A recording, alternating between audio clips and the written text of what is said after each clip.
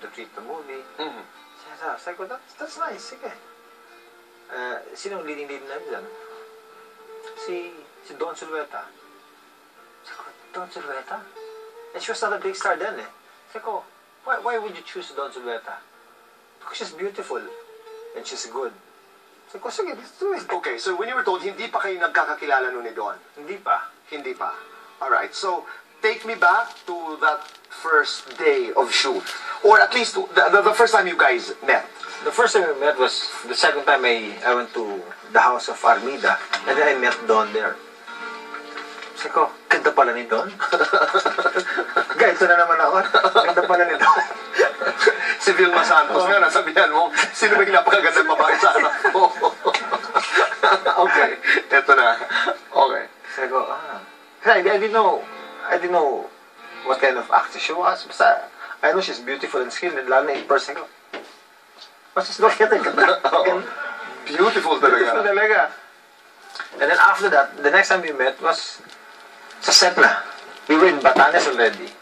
That was Batanes? Batanes. Okay. And we became friends. Oh, naging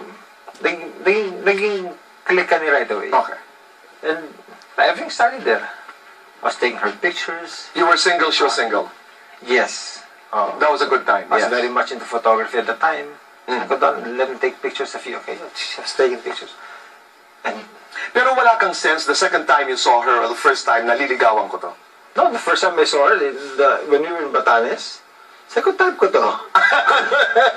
Type ko talaga. Okay. Sabi ko, type ko to.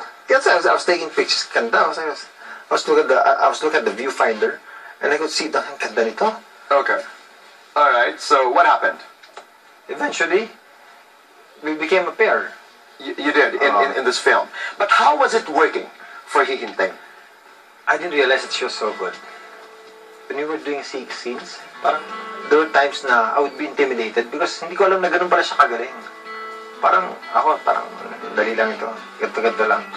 But when you see her acting, nagsasalita yung mata, everything's working. And in a lot of scenes na ginawa namin, I would get intimidated. I'm not gonna ask... Even kahit nung may relationship na kami ni Don, and we would do scenes, parang galing nito ah. Ano ba ang alam mo sa akin? Na hindi karapat dapat mahalin ang isang may sinabi? Ikaw, tingnan mo yung tsura mo. Sarili mo na ang kamay, hindi mo pa natin malinis. Kung ito na nakikita mo sa pagkatao ko, ayan. Ayan! Ayan!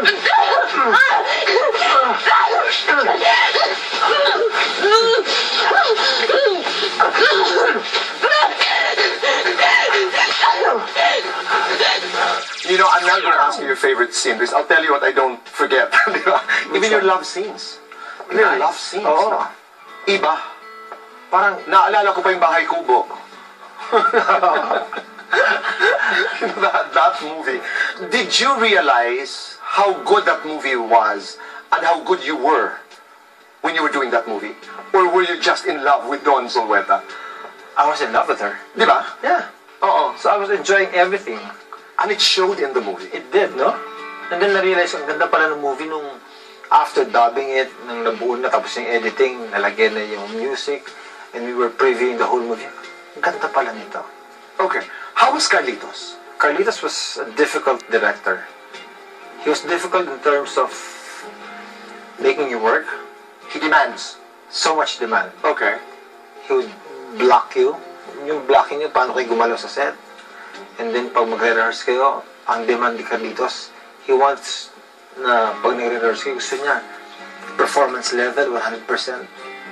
Afterwards, rehearsals lang yun, wala pang take. After all, I told him, sabi ko, Direk, kakapagod itong ginagawa natin.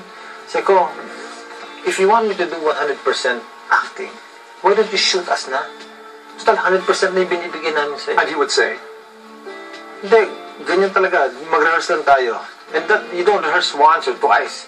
You block the whole scene mga 8-10 times. Okay. Pag nakita mo na yung product, wala ka naman it's sure, wala ka naman sa... Kasi sa akin,